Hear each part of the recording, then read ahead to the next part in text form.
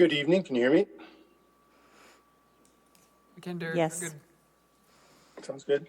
So I'm going to attempt to run the meeting via Zoom. Chief has volunteered. If it gets clunky in any way, we'll switch over to him running the meeting. So if you're not hearing, or if there's something, if you want to make a change, we can easily have the chief run the meeting. So I'd like to call to order the May 18th, 2023 meeting of the EMS Commission for Fitch-Rona. Roll call, please. Roberts. Roberts here. Wheeler. Hilla. Johnson. Here. Cronin. Present. Kaiser McHenry. Lonsdorf. Here. Luganbull. Chief Anderson I'm here. and Deputy Chief Dostalek. Thank you. Is there any public comment at this time? I did not get any public comments to read. Sounds good. Then we'll move on to the swearing in ceremony. Chief?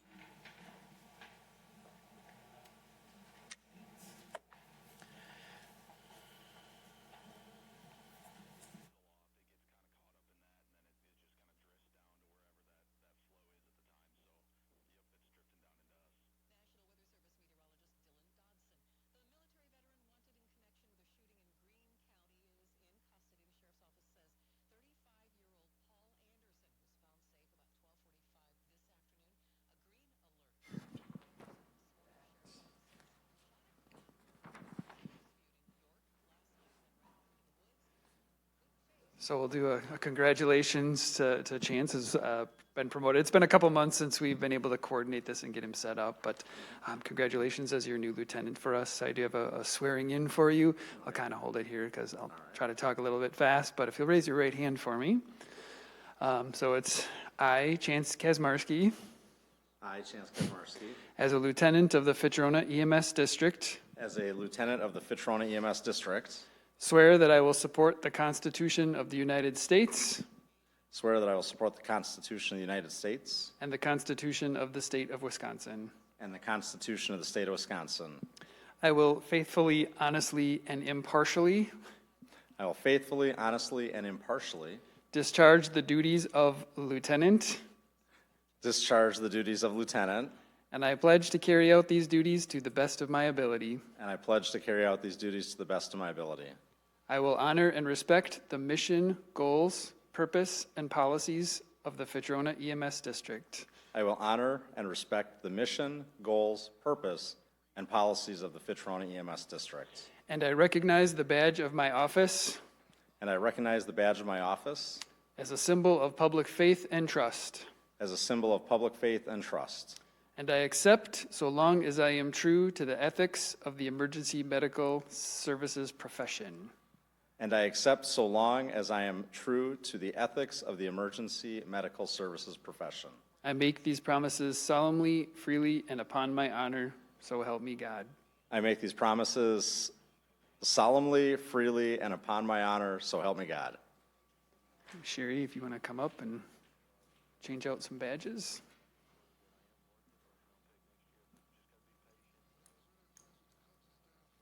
You got it? There you go. Sure.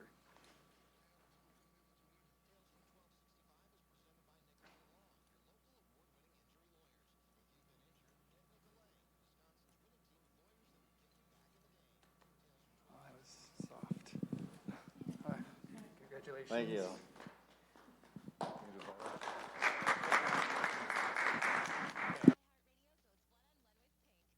There you go. All right, nice smile. Turn your head to the left a little. There you go.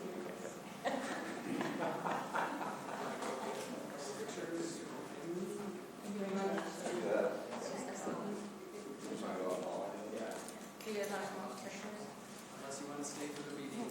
Okay.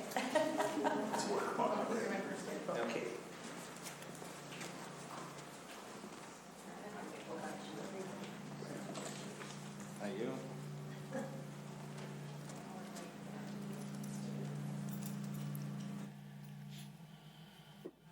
So they're going to go grab some pictures, but and then Jeff will be back for us. But thanks, Chance, and that was Chance's wife, Sherry, and then both of his parents and her father. So that was who was here for his promotion tonight. Thank Great. you, Eric.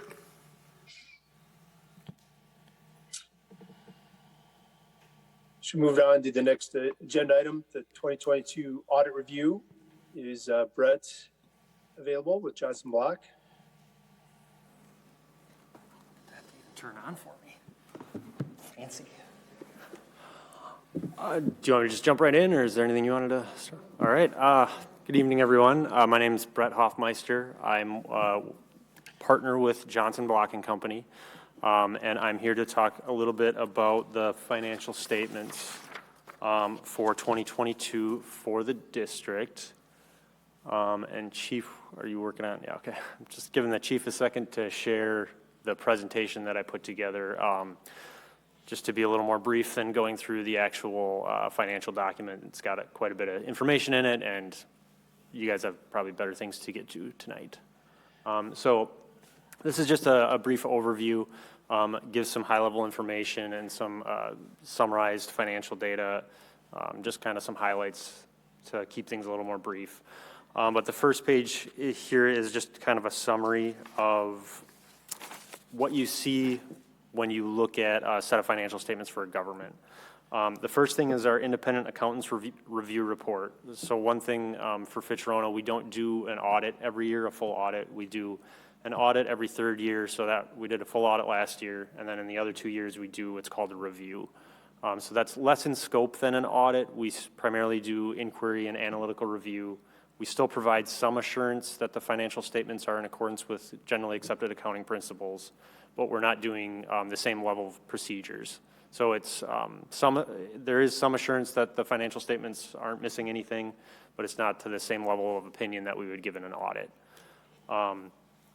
For 2022, we didn't see any material missing information or any modifications that we would need to be included in the financial statements. So as far as our procedures are concerned, we didn't see anything missing. So they're in accordance with GAAP as far as our procedures told us. So it's not quite giving an opinion on the financial statements like we would in an audit, but it still gives some assurance. The rest of the information that's in the main bound document would be your financial statements, government-wide and fund financials. My report here kind of goes over your fund statements. That's what you budget for, so that's kind of what I focus on. The fund financial statements are a modified accrual, so they don't have long-term assets, long-term liabilities. And when you budget for equipment, ambulance purchases, other capital items, you budget for them as expenditures, so that's kind of what we focus on. That's how the fund financial statements look. There's also a set of notes to the financial statements which have significant accounting policies, detailed information on significant account balances, and then some required supplementary information. If there are any questions on that main document, the full financial statements, just let me know. But I don't typically go through those just because it's kind of an overwhelming amount of information. And then moving on to the actual financial statements, page 1 shows summarized balance sheet and then some income statement information. So at the end of 2022, the district had about $1.5 million in total assets up at the top. Most of that was cash and receivables. Cash just over $900,000. The receivables are your run fees that have been runs that you've gone on but haven't been collected yet. And that's net of an allowance for bad debts, an estimate of what you're not going to collect from those run fees. The next section is your liabilities and deferred inflows of resources. Liabilities were about $140,000. Regular accounts payable was $25,000. The accrued liabilities, another $114,000. Most of the accrued liabilities are payroll related, so payroll that's been earned in 2022 but will be paid in 2023. The deferred inflows are made up of unavailable run revenue. So the way governmental accounting works, when you have a revenue source that you haven't collected at the end of the year, if you don't collect that money within 60 days after the end of the year, we have to show it as a deferred revenue. So you defer it and then show it as revenue when you collect it. So that's what that $195,000 is made up of. Those are runs that you've gone on, but because of the way government accounting standards work, we don't show it as revenue until it's actually collected. And then the remainder, $1.2 million is your fund balance. I'll go over that in a little bit more detail. So you had an increase in fund balance of the year of about $375,000. So that ended up at about $1.2 million. One item that we look at for fund balance, most of the time the questions that we get are how's our fund balance doing? How's our general fund doing? One of the main things we look at is what's in your unassigned fund balance at the end of the year, because that is fund balance that hasn't been restricted for anything. It's not been set aside. So it's available to meet, regular obligations, unexpected items that come up. If you have major repairs or an issue with an ambulance that you would need to replace one in an emergency, your unassigned fund balance is what you end up usually having to draw on. So at the end of the year, your unassigned fund balance was about $756,000, $330,000 increase from the prior year. And that makes up about 21% of your 2023 budget, which is right in the range that we usually recommend it be. We usually recommend 2 to 3 months in that unassigned fund balance number just to make sure you have smooth cash flow. EMS districts are a little bit different because, the run fees provide you with steady cash flow. But when you think of like a municipality, your main revenue sources are usually your property taxes and intergovernmental revenues, which come in large payments. Some of the intergovernmentals come quarterly, but your taxes come in beginning of the year and then in August. So having that unassigned fund balance helps provide smooth cash flow throughout the year. So that's right where we would recommend it and recommend that be right in that 20% range. The bottom of the page shows a summarized income statement, just a budget to actual. So your budget was about $3.3 million for both revenues and expenditures. Actual came in, revenues were about $3.8 million. Most of that was just run fees coming in higher than expected. There was also some intergovernmental grants that were received and then other standby fees for other events. The COVID clinics kind of tapered off, but then, doing things like 5Ks. I think there was a lot at Alliant Energy Center that you did. So that was extra revenue during the year. And then expenditures were a little bit over budget, just under $3.5 million, mainly extra payroll costs related to those extra services. So overall, fund balance had an increase for the year. And then on page 2 is kind of the last part I'm going to go over, unless there's any questions, is just kind of a little bit more detail about your total fund balance. This includes both your general fund and then your special revenue fund for the funding assistance program money. That's shown as a separate fund, but fund balance can be broken into 5 different categories. We have 4 reflected here. The non-spendable fund balance is made up of items, like prepaid expenses, inventories, things that you can't use to pay off a liability because you've already obligated the cash to buy inventories for medicine or prepaid items. The restricted fund balance is typically grant revenue that's come in that hasn't been spent yet.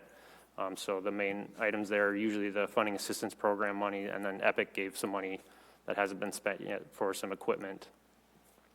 And then assigned fund balance is money that's just been set aside by the commission. So it's just an internal designation. There's about $250,000 there, most of that for future employee benefits. I think that's mainly for like sick leave payouts that'll happen if people retire. And then the remainder is unassigned fund balance, that's $756,000. The rest of the presentation is just historical data, kind of trend comparisons. Most of it's pretty standard, nothing really out of the ordinary that I would want to go over unless there are specific questions on anything in here or in the full financial statements itself. That was really all I wanted to touch on. So I think everything went well this year, and I think everything's in pretty good shape at the end of 2022.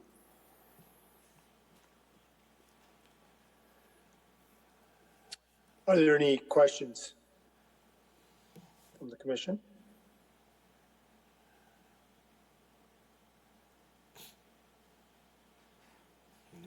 Not seeing any.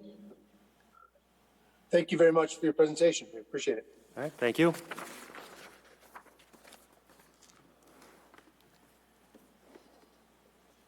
Moving on to the next agenda item, to review and approval of the meeting minutes from April 20th, 2023, which the chief sent out in his email packet. Is there any questions or comments or clarifications on the minutes?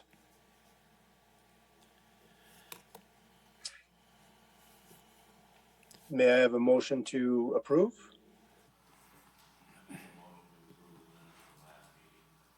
I'll second. All in favor signify by saying aye. Aye. Any opposed signify by saying nay. And the meeting minutes from April 20th, 2023 are approved. Moving on to the chief's report. Sure. This just got sent out this morning, so if anyone hasn't checked your email, I apologize. It didn't get sent out with the first packet that I sent out on Monday morning, but it is just the usual stuff there, not necessarily too much to, oops, a little large. Not necessarily a ton of stuff to review. Again, last month in April, we were 15% above where we normally were, or normally were the year, or have been the year before. So we're at 21%, targeting over last year's number. It's probably shooting for 5,000 calls at the end of the year. So yeah, continue to just kind of rise on up. Added 2 more mutual aid requirements from both of them again from the city of Madison last month. So a little less time in April where all of our trucks were out, down to 10 versus 13 the year before and 20 last month. But we are up to 9 times this year where we have been out of resources and required somebody else to come in and cover our district. But that increasing in number of calls then brings us up to about 13 calls a day as an average. As I always say, that average, right, which means sometimes we get 3 calls a day and sometimes we get 25. So it's that 13. As far as event things we've been going on, Epic's XGM has been going on last week and this week. So we've had an extra crew out there, as well as graduation time for Lion Energy Center and some of the events. The Midwest Horse Fair was last month. So sending all of our ambulances out and our people out and about. And last week, Friday, we actually did have all 5 trucks out on the road. One out at a Lion Energy Center, one over at Epic, and then our usual 3. So 'tis the season to kind of start getting busy with some of those special events. There's the rest of our data that you normally see every month. I have reached out to Brad out at 3 Rivers, our billing company again, as we see that 180 days just kind of keeps going up. So again, I've reached out to him, kind of expressing some concerns that keeps going up. Don't have a really solid answer yet from him on how we're going to resolve that, but again, something to keep an eye on. Cash on hand, it's there as we normally see it. You will see this month, kind of like I shared with you last month, now you see that $100,000 reserve CD that's designated on there. As Brent kind of shared with you, we got that reserve back up between the 15 and the 25%. So we're going to start to open some of the, or kind of take that and designated that out in the CDs. So that is on there. Our FAP funds went down just a little bit. We purchased an owl, which is actually a little video camera microphone system, high speed we've been using for training, and some of the commission meetings is on there, as well as did pay for some EMT training for some of the Fitch-Rona firefighters. That's what I have for essentially the big finance stuff. We did have a $250 donation from a Fitch-Rona resident, so that went into our donation fund. Some pretty big milestones this month. So Sarah Imhoff is 21 years. Chance, who you just got promoted here, he started here as an explorer when he was 16 years old. So he's actually been involved with Fitch-Rona for the last 28 years. So congratulations to him as an explorer, as a volunteer EMT, as a part-time EMT, as an LTE, and now as a full-timer, and now as a lieutenant. So has very much progressed his career here at Fitch-Rona. Ryan Dockery, Andrew Jensen, 2 of our other full-timers, and then Zach Kasdorf, who's one of our part-timers. So some significant milestones this month. Nothing really new to add to the updates as well. These are the same things we saw last month. I still do have 2 employees out on FMLA. So far, we've been able to cover most of their shifts with some LTEs, but kind of more to come on that as we go. Any questions on this? I have a question about the 180-day overdue payments. Yeah. The auditor was saying when it gets to be the end of the year, I guess he goes another 60 days, and then we act as if we can't collect that money anymore, or we can't count it as money that we're going to collect. We can't count it as money we're going to collect as revenue in 2022. It becomes revenue for the next 2023.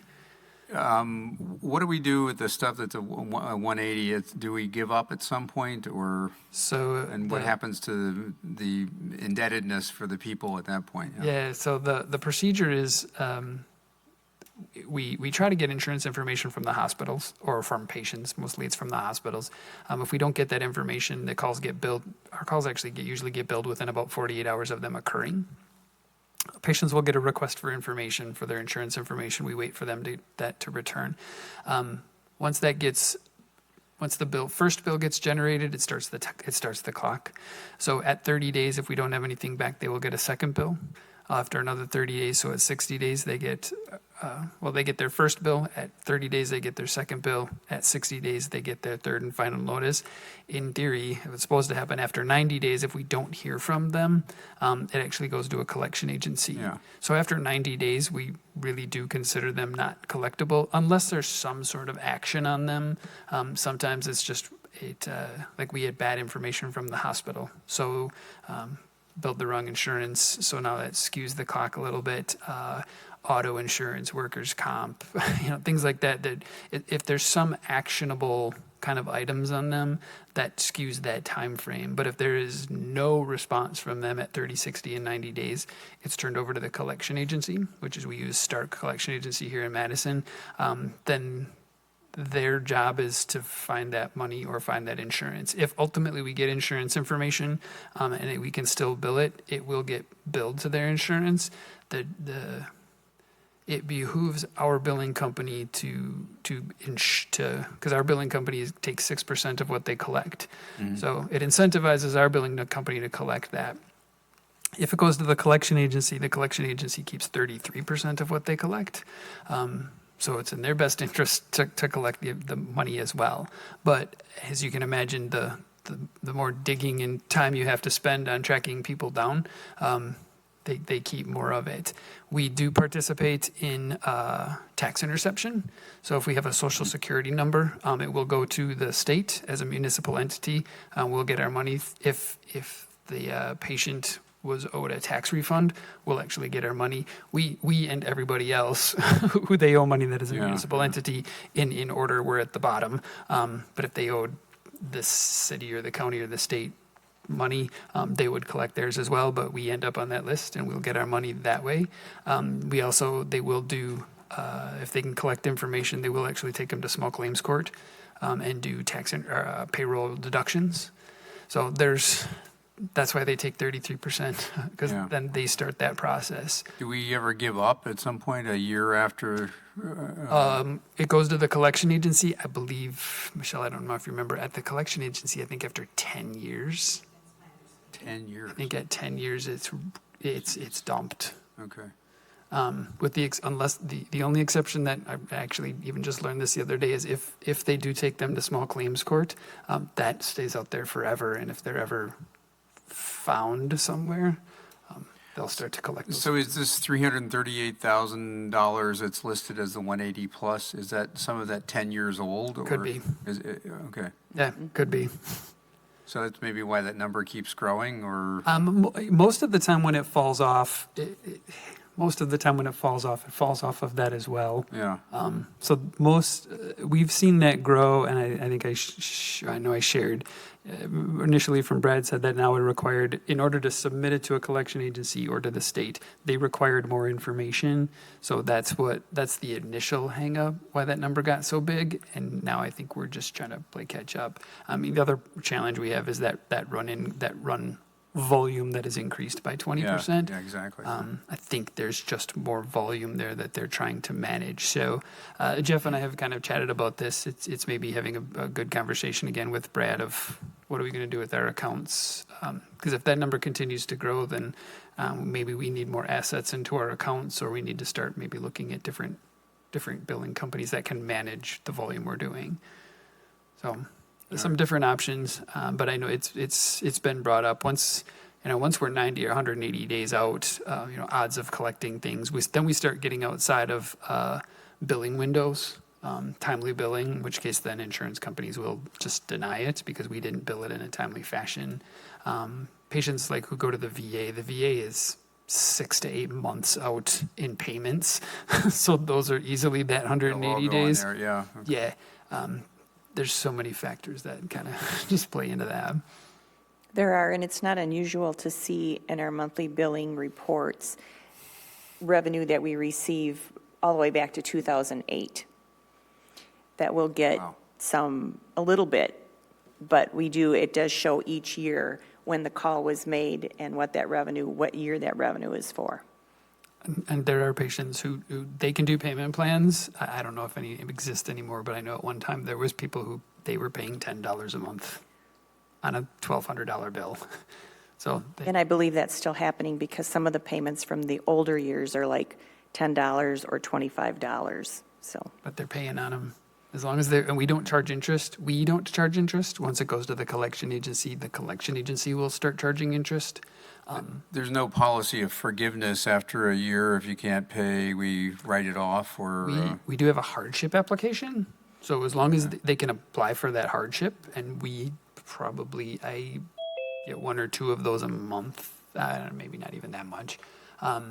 There is a hardship application, and we reviewed that a couple years ago on what that is. Some of the times we get into the little sticky points of like patients who have the high deductible insurance, where if we happen to be the first one to get the bill, then or they get our bill to their insurance company, then our bill is the one that's applied to the deductible. Mm-hmm. So they have a $1,500 ambulance bill that they are they put in a hardship and they tell me they can't pay, but if that bill is applied to their deductible, I can't write that off because their insurance company is considering that paid as part of their deductible.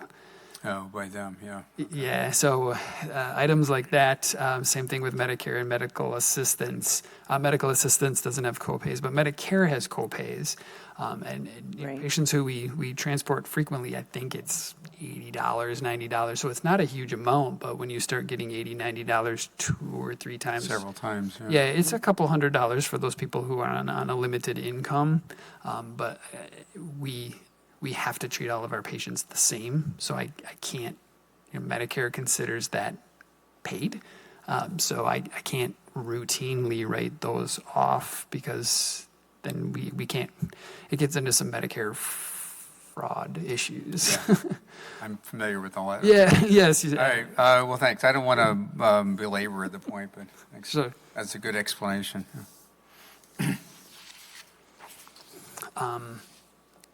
let me throw up the in-house budget quick, see if there's any questions on that.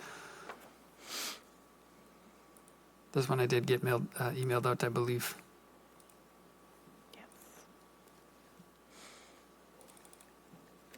So the numbers to usually look at, right, we're up there, we're at 32.9% through the year, through the end of May.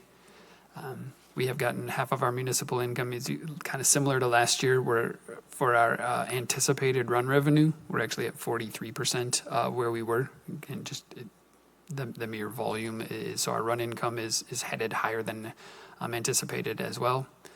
Again, 32.9%. Most of these numbers then should be 32.9%. We're there in payroll. The 41 and the 22% that we see in scheduled overtime and overtime, as long as those balance out, it's pretty to 31%. So that's where we are. Big expenditures, just repair and replacement of vehicle equipment.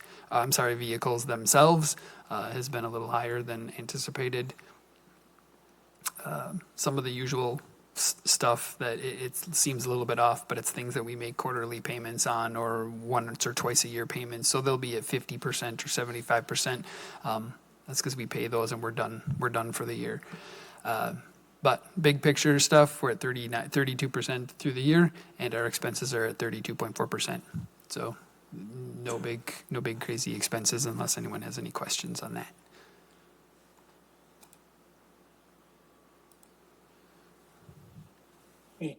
Any questions for the chief?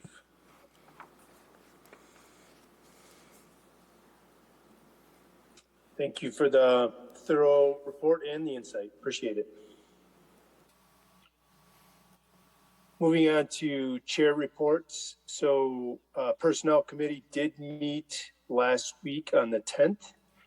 And that is what we discussed and brought to the full commission. It was attached to the email, the policy about an employee injury follow-up, just making sure we have basically the procedures are lined out and that they're clear. Do you want to discuss that, Chief? Sure. Finance didn't meet. It doesn't really apply to finance, but just in summary, just updating information. So we used to use Concentra for our employee health. We switched from them probably last year at some point. We now use actually SSM Occupational Health. They're a little more responsive and they're actually cheaper. So it was actually just a matter of updating the policy about if we had non-duty injury, how that gets handled.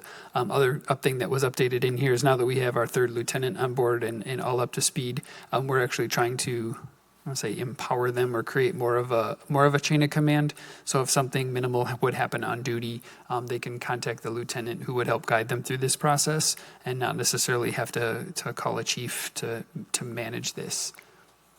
So it's more of a housekeeping thing than a change. That's about it. Is there any questions or comments or discussion on this policy?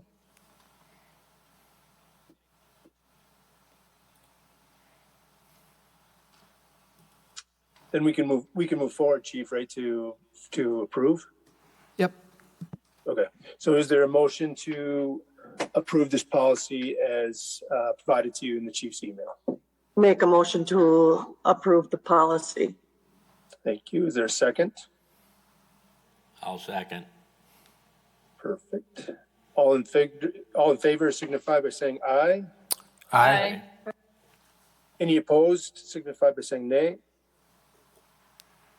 Then that policy is approved. Thank you.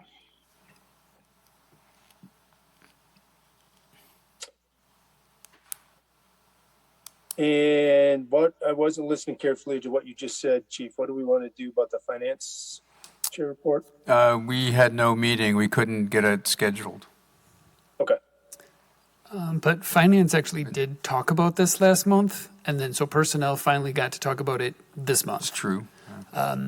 So I guess it was tabled last month for some discussion that personnel could catch up on it and get some time to think. And I did a little bit more research, and I apologize. It looks like I don't have the copy. I didn't snap up the copy to be able to display up there. But the short of it is last year we talked about adding longevity pay to the non-represented employees, which is the chief's and Michelle's position.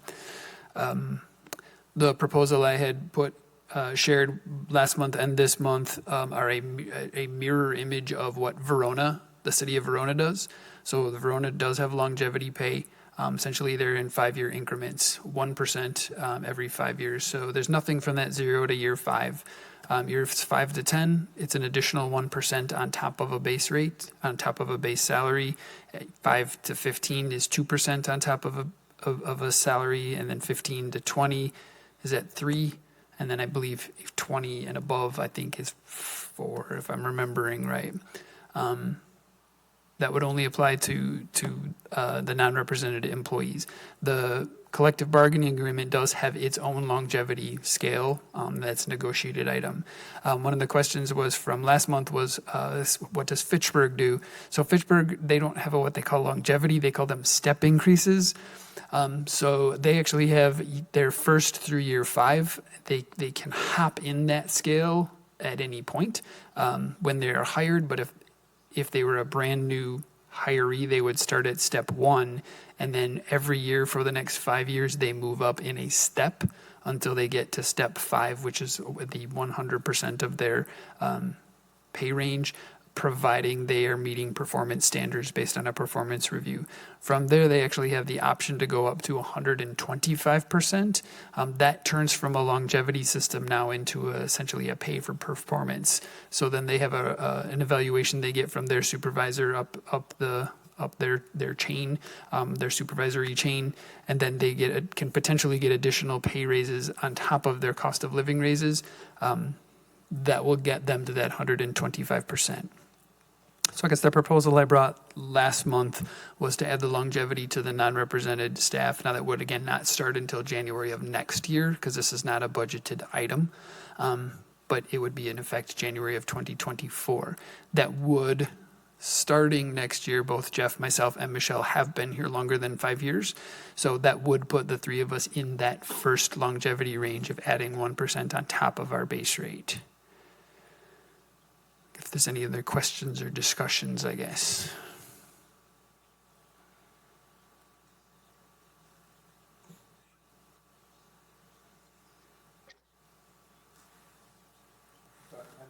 Haven't you been here 20 years or something? Yes, I did start. I didn't start in this role until 2016. Oh, okay, so it's for the role that you're in, okay. Yep. All right.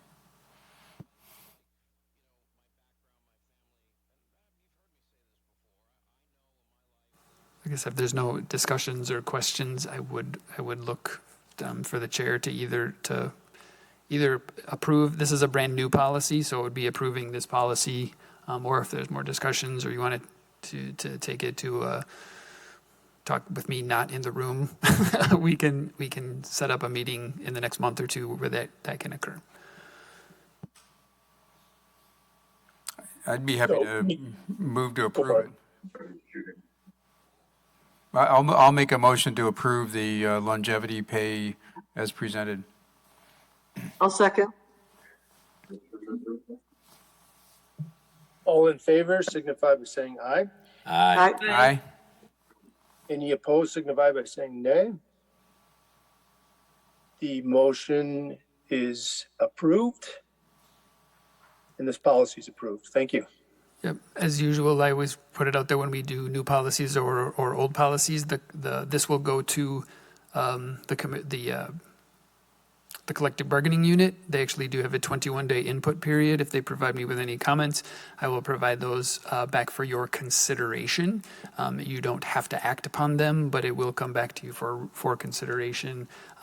So they'll get this information tomorrow and provide me with any feedback for the next 21 days. So it may come back to you as a group, but sharing that is effective as of today or January 1st today.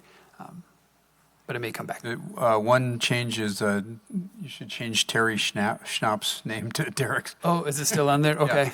Yep.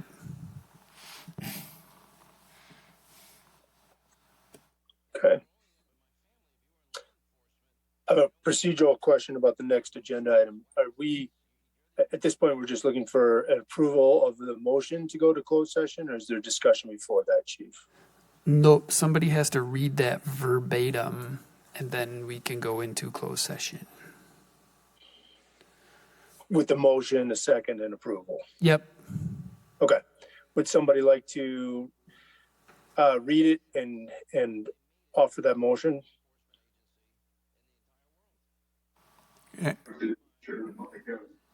Somebody that has it in front of them? I can do it if you want. I got it right here.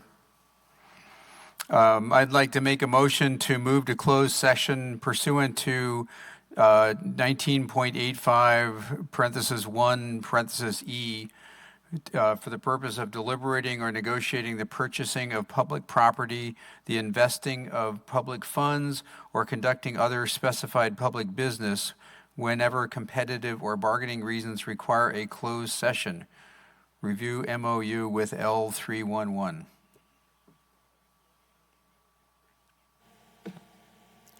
I'll second. All in favor signify by saying aye. Aye. Aye.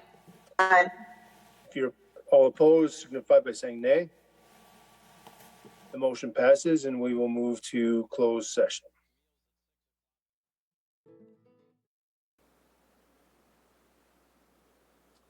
Right, the May 18th meeting of the EMS Commission meeting is returned to open session, where we discussed the memorandum of understanding with Local 311. At this point, logically can move to the next agenda item, which is any further discussion or possible action regarding the memorandum of understanding with Local 311. Is there a motion? Chair, I would like to move approval of the memorandum of understanding as provided in the packet. Is there a second? Second. All in favor signify by saying aye. Do you want to do? Aye. Aye. Aye. All opposed signify by saying nay. Nay.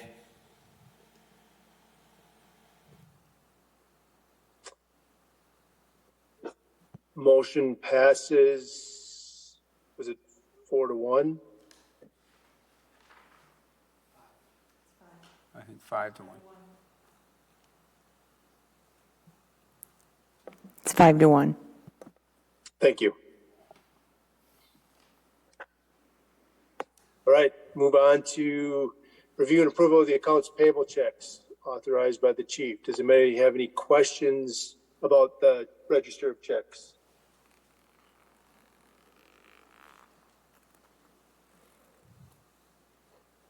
Seeing none, is there a motion to approve the accounts payable checks? I make a motion to approve the checks. Second, And second. all in favor, say aye. Aye. Aye. All opposed, nay. The accounts payable checks are approved. Is there any other business for this meeting? Anybody have anything to offer? All right, seeing none, is there a motion to adjourn? Motion to adjourn. Second, Second. all in favor signify by saying aye. Aye. Aye. Aye. All opposed signify by saying nay. The meeting is adjourned at 7:19. Thank you very much, everybody. It's probably 8:19. Oh, 8:19, wrong time zone, sorry. He's a time zone off. That was a very quick meeting.